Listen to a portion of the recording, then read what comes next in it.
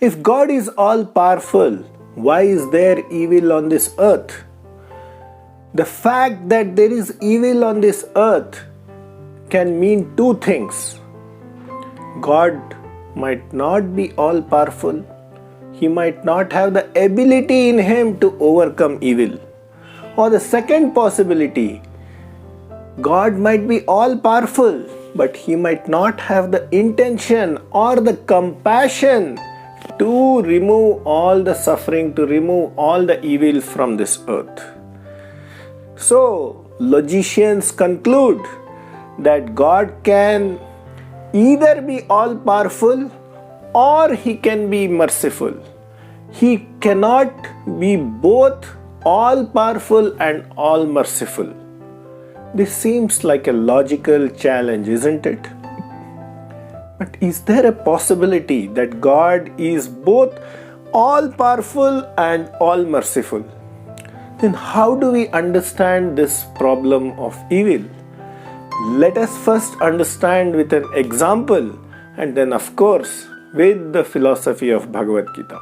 To answer this question, Prabhupada throws a parallel question, which is something like this.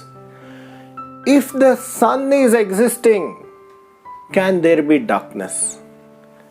In this, just like we say God is all powerful, can there be evil? He is asking, if the sun is there, can there be darkness? The sun is compared to God, the darkness is compared to evil. So what is the answer to this question, my friends? At first glance, it might seem impossible. When the sun is there, how can there be even a trace of darkness? But shall we take a deeper look into this?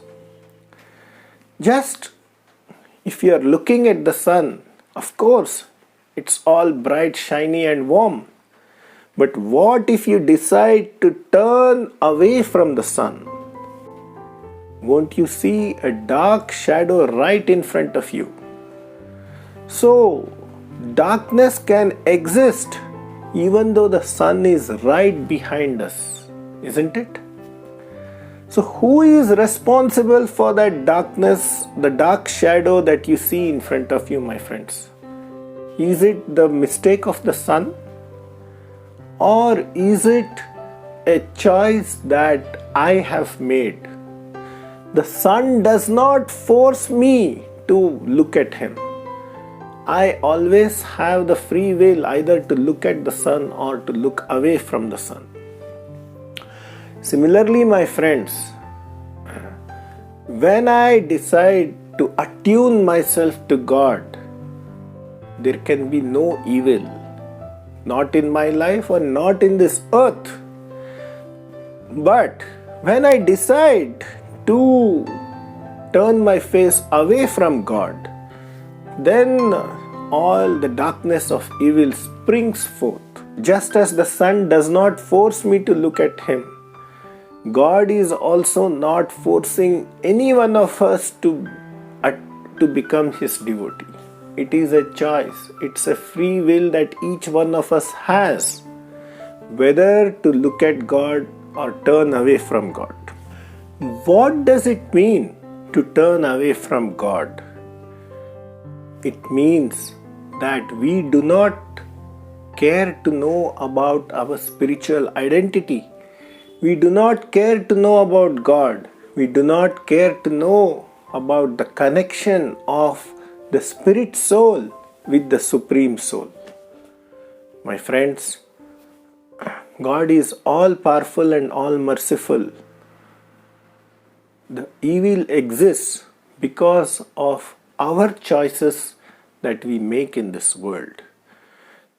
God, the benevolent person that he is never forcing things on us.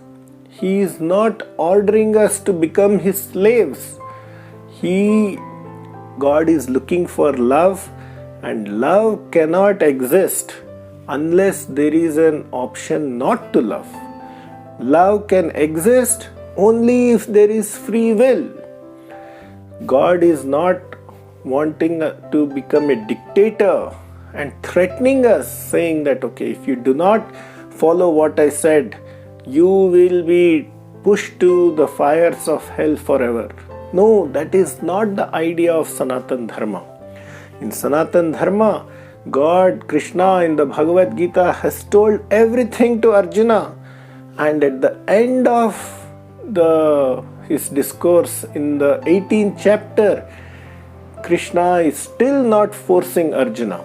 Iti te jnanam akhyātam guhyāt guhyataram maya vimrishyaitād asheshena yathechhasi tatha kuru.